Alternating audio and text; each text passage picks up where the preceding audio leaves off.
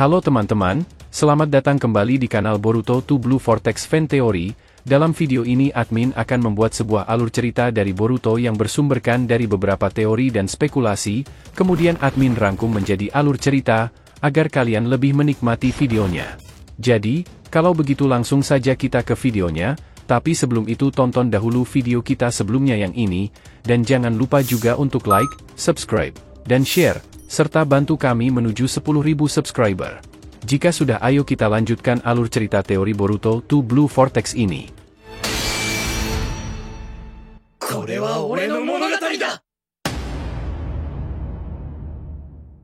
Peringatan, ini adalah hanya fan teori, dan jadikan sebagai video hiburan di waktu senggang. Boruto episode 296 bagian ke-108, Konflik Kepentingan Otsutsuki. Pertarungan antara Borushiki dan Himawari semakin intens, dan tak ada tanda-tanda salah satu di antara mereka akan kalah. Mereka masih sama kuat, terus saling melancarkan serangan dengan kekuatan yang luar biasa.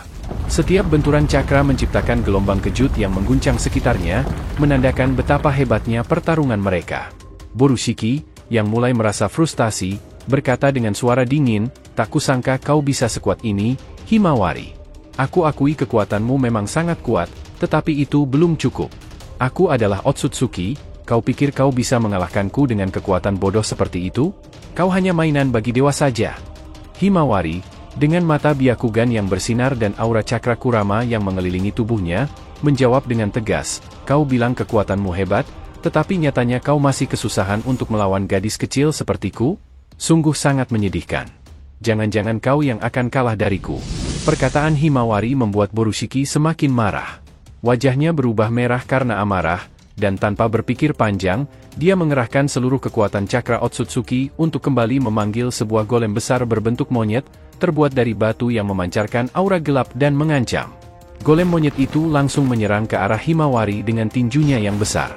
Himawari, melihat serangan golem monyet itu, segera mengaktifkan seluruh kekuatan Byakugan dan cakra Kurama. Dengan kecepatan luar biasa, dia menghindari tinju besar golem tersebut dan melancarkan serangan balasan. Dia melompat tinggi, memfokuskan cakra ke tangannya, dan meninju golem dengan teknik Juken yang telah dipadukan dengan kekuatan Kurama.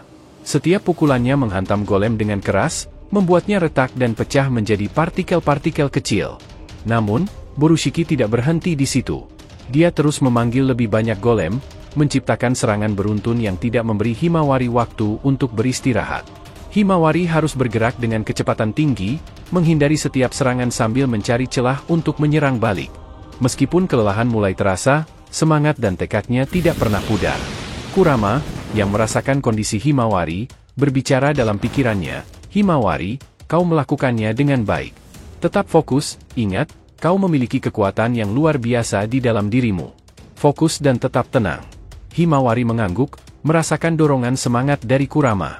"Aku tidak akan menyerah, Kurama. Aku akan mengalahkan Borushiki dan melindungi desaku."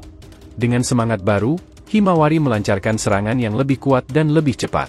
Dia memanfaatkan setiap celah yang dia lihat dengan Byakugan, menyerang golem-golem itu dengan kombinasi pukulan dan tendangan yang dahsyat.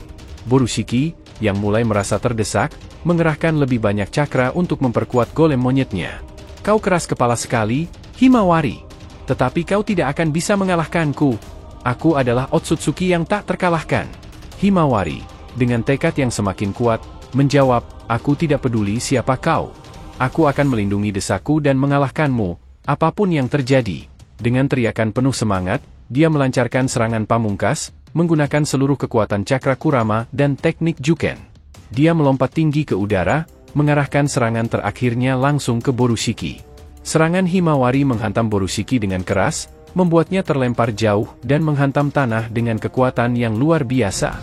Borushiki lantas berdiri, tubuhnya bergetar dengan amarah yang membara.